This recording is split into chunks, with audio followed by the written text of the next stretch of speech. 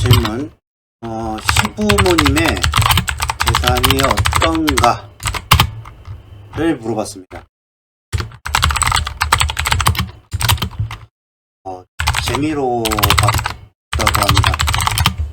이게 재미로 궁금해할 문제일 수 있죠?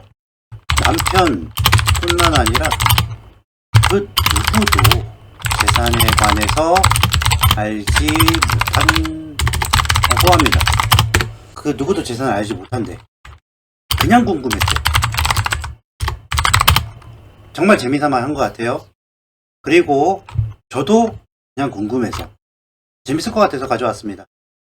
이게 보시면은 질문이 어떤가라는 애매모호한 갈무리가 됐기 때문에 이 질문의 초점을 좀 잘 맞춰야 돼요. 우선 이 재산과 관련된, 즉 인생의 기반이죠. 인생의 기반에 대한 질문입니다. 근데 이 질문 자체를 보면은 마치 이 의인화한 것 같이 이 재산이 어떤 상태인지, 마치 재산이 움직이고 뭐 어떻게 스스로 능동적으로 뭔가 변하고 이런 식의 패턴의 질문이에요. 어쨌든 이 질문은 사실 올바른 질문은 아니에요. 무슨 의도인지는 알지. 무슨 의도의 질문인지는 알고 있지만 질문의 의도와 맞지 않는 질문입니다. 사실 타로에서는 이런 질문은 의도와 좀 다를 것 같아. 물론 그 의도가 여기 설명되어 있진 않지만 누가 봐도 시부모님 재산을 궁금해하는데 뭐야, 내가 가진 자산의 기준이 있잖아. 그 기준과 비교해서 우리 시부모님 자산이 높은가 낮은가 이거를 물어보는 의도잖아요. 누가 봐도 그러지 않나? 만약 재산이 어떤가, 정말 상태가 어떤지 궁금하면 재미로 볼 게 아니지. 걱정되니까 받겠지. 그러니까 내가 봤을 땐 돈이 많냐 안 많냐 그걸 궁금해하는 것 같은데, 우리가 분명 내담자가 생각하는 돈의 기준이 있을 거예요. 내담자가 생각하는 이런 기준선이 있을 거야, 돈에 대한. 근데 이 돈이 시부모님의 돈이죠.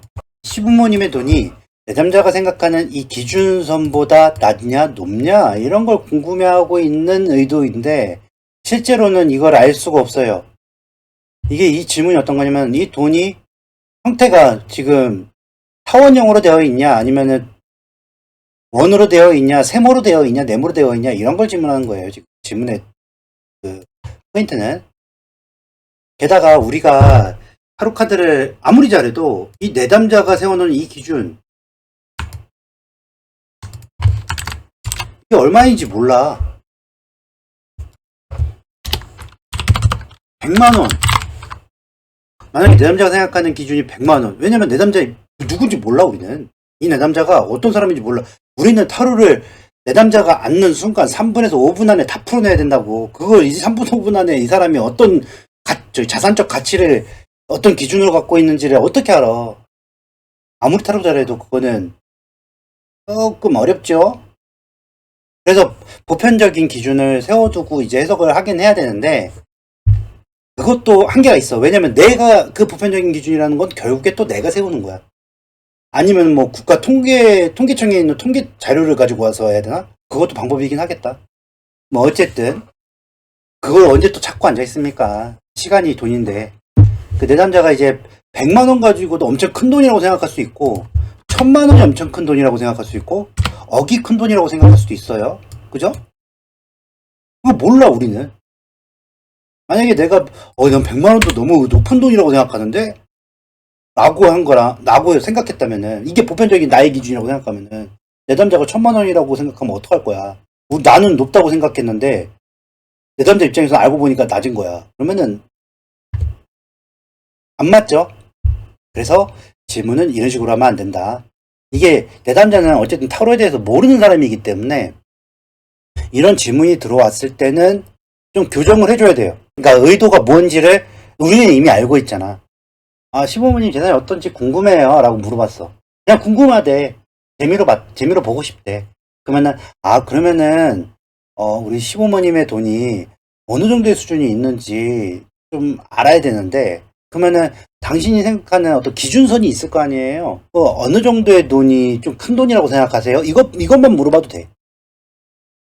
그래도 한 5억 정도는 있어야 되지 않을까요? 이렇게 얘기한다고 하면, 그래요? 그러면 5억보다 많은지 안 많은지는 우리가 좀 확인을 할 수 있습니다. 라고 생각할 수 있잖아. 그죠? 만약에 얼토당토 없이 나는 5억이라고 생각했어. 5억도 큰 돈이야. 솔직히 나는 큰 돈이라고 생각해. 그런데 내 남자가 생각하는 큰 돈이라는 게 100억이라고 생각해봐.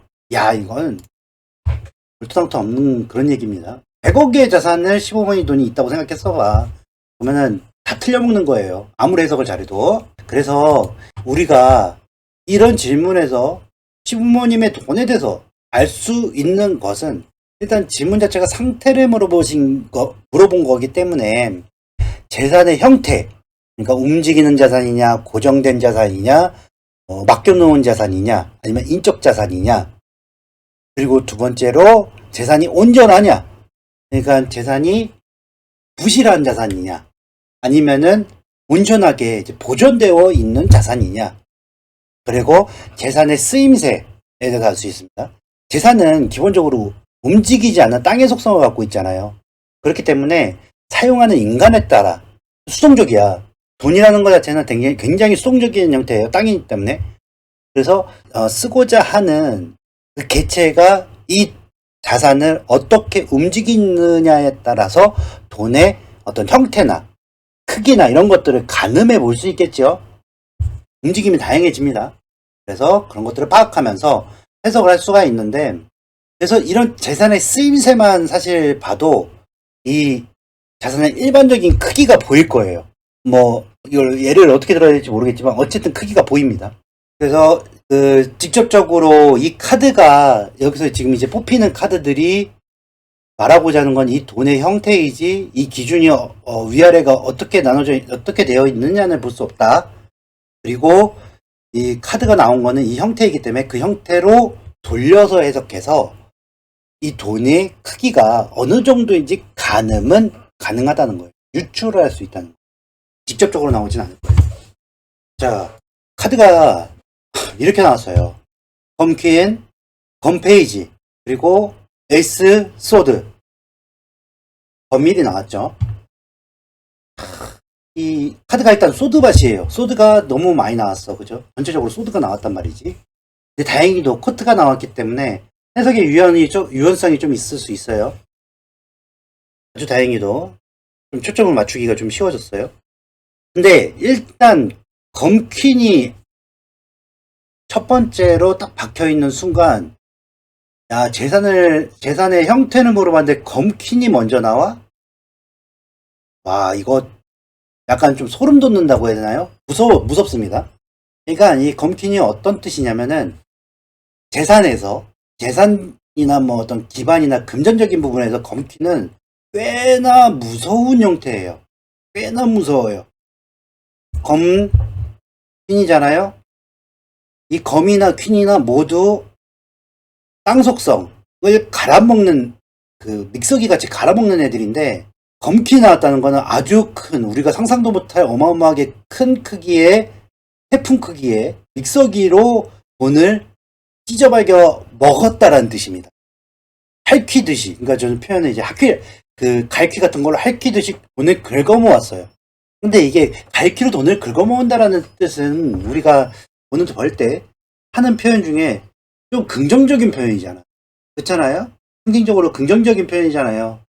그런데 이 검킨이 말하는 핥히듯이 돈을 긁어모았다는 거는 조금 과하게 표현하자면은, 사람이 이제 가방을 들고 있잖아요. 그럼 가방을 눈앞에 대놓고 보면서 칼로 찢어서 그 안에 있는 돈을 그냥 손으로 그냥 이렇게 곱게 꺼내오는 것도 아니야. 소매치기는 곱게 꺼내오잖아. 나름 이제 상처 안 나게 몰래 꺼내오잖아. 근데 이거는 생채기가 나게끔 찢어발기면서 뺏어오는 거예요.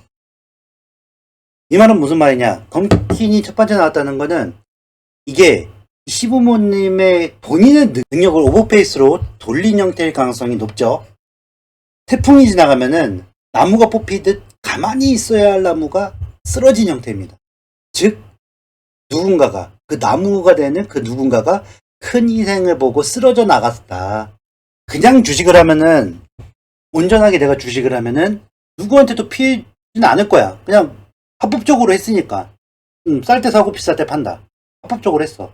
근데 검키는 어떤 형태냐면은 주가 조작을 하는 것 같은 느낌?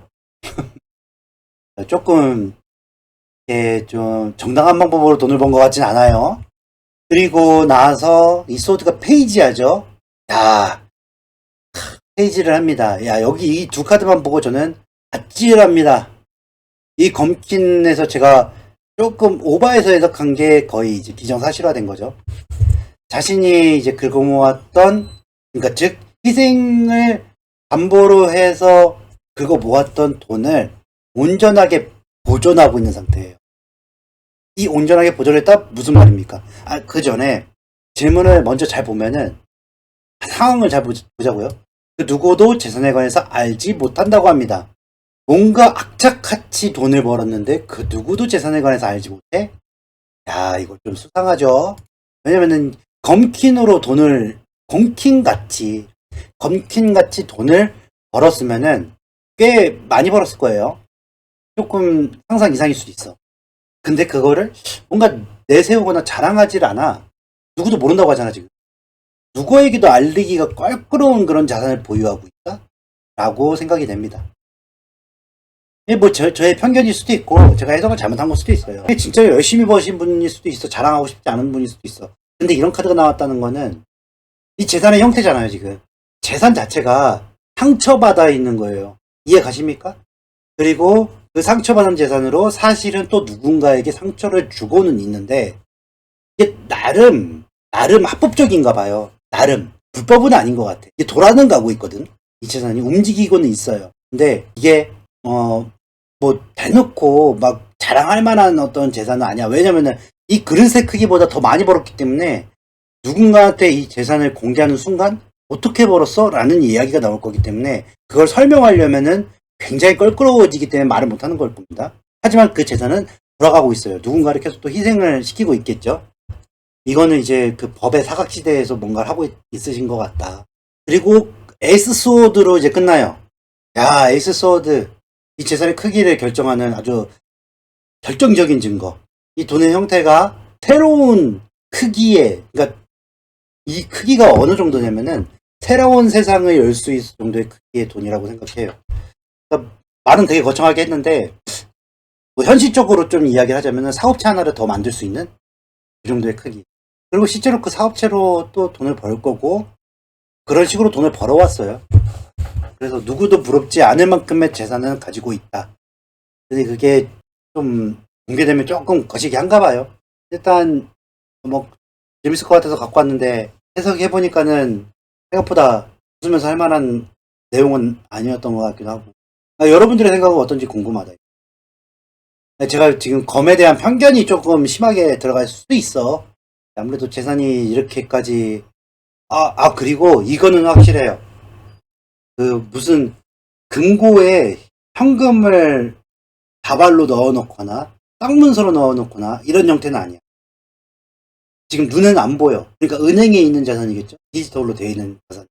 그래, 디지털화 되어 있긴 한데 이게 은행의 그 통장 잔고에 찍히는 어떤 그런 금액으로 나타나는 그런 자산이 아니야. 그 가장 제가 이런 부분에서 좀 모르는 부분도 많아서 그런데 당장 떠오르는 건 뭐 주식 같은 느낌, 비트코인이나 이런 느낌의 보이지 않는 돈이긴 해요. 근데 이걸 돈으로 바꾸면 바꿀 수는 있어. 크기가 어마어마하기도 해. 최소한 100만 원보다는 높다.